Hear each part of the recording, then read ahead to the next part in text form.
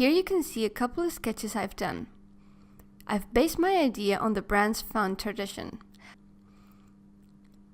I've made a couple of square logos and some that are a bit more horizontal. I even tried with a subtitle and different icons to see how the composition works.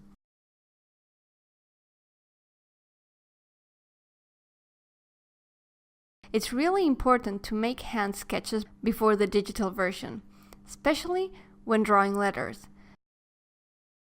because we can make some natural movements that look really well on paper, but then when we take it to a digital media, that natural look gets lost and doesn't look really good.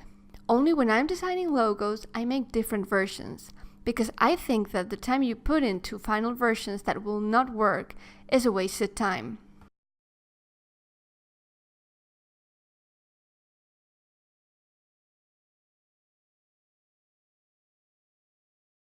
So now it's our moment to choose. I'm going to pick this one. I like the composition, and I think it will look really good at vertical and horizontal versions. But anyhow, I'm going to play around with this little element later on the computer.